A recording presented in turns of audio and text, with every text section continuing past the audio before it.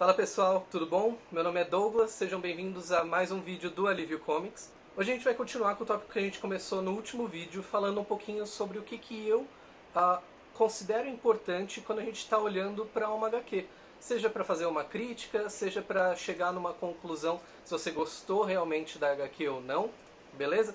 E hoje a gente vai falar um pouco da arte das HQs. A arte das HQs, num geral, é um assunto muito polêmico.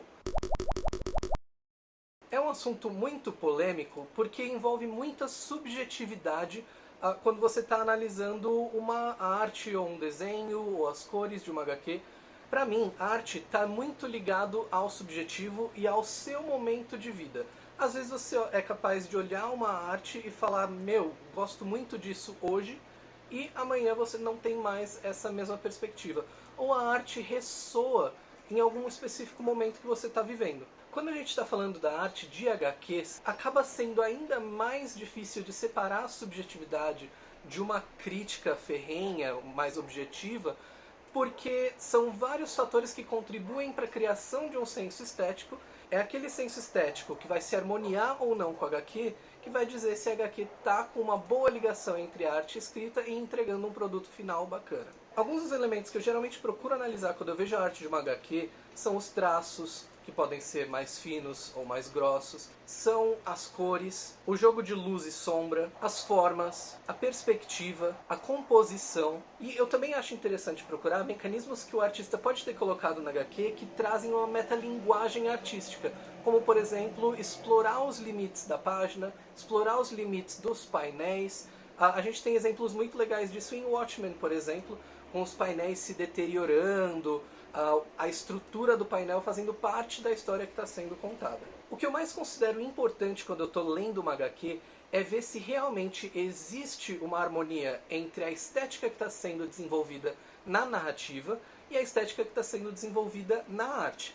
Se a arte ela tem uma pegada, por exemplo, mais grunge, e a narrativa também, eu acredito que é uma união de sucesso. Por outro lado, às vezes a gente tem discrepâncias que não casam muito bem, como por exemplo uma HQ que tende a ser mais bem-humorada e uma arte que é sombria demais, ou vice-versa. Uma história que deveria ser um pouco mais sombria e a arte é um pouco mais caricata, um pouco mais de desenho animado, que acaba não casando. Outro elemento que eu pessoalmente considero muito importante nas HQs é a habilidade da arte de fazer parte da criação da história.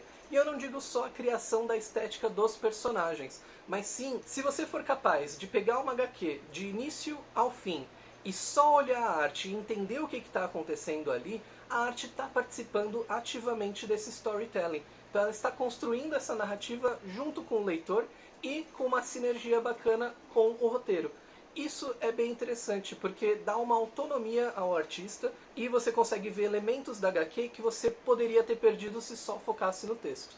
Um outro aspecto que eu acho que vale bastante a pena comentar é como os artistas também podem trazer quebras daqueles paradigmas que a gente já espera. Então eles trazem quebras de clichês de arte, trazendo uma inovação muito bacana para as HQs. Eles podem, por exemplo, trazer traços ou elementos que são característicos de outras estéticas para HQs. Um bom exemplo disso é o que está acontecendo com Arrow. As HQs de Arrow lá fora, elas estão com um desenho muito característico de mangá. Alguns exemplos de bons storytellers que eu considero são, por exemplo, José Luiz Garcia Lopes e o Jorge Pérez.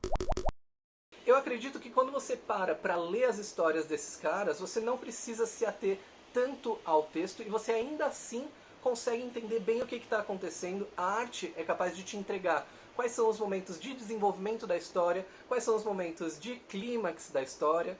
Então você não depende unicamente da escrita. Outra coisa que é bastante importante é a gente evitar deixar o nosso gosto pessoal interferir muito na análise que a gente está fazendo. Às vezes, a arte ela só está cumprindo a função dela de interagir de forma harmônica com o que está sendo escrito na HQ.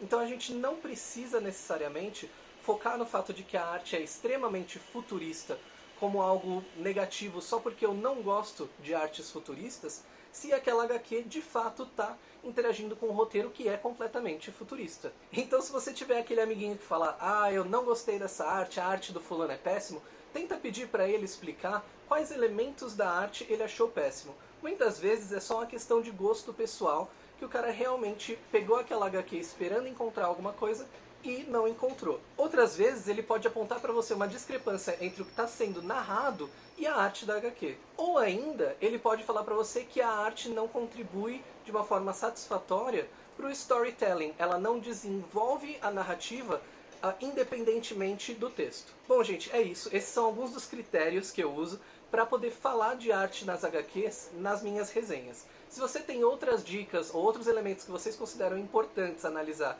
quando estão falando da arte de HQs, deixa aqui nos comentários embaixo, beleza? Aproveita para deixar um like e se inscrever no canal, beleza? Muito obrigado e até a próxima!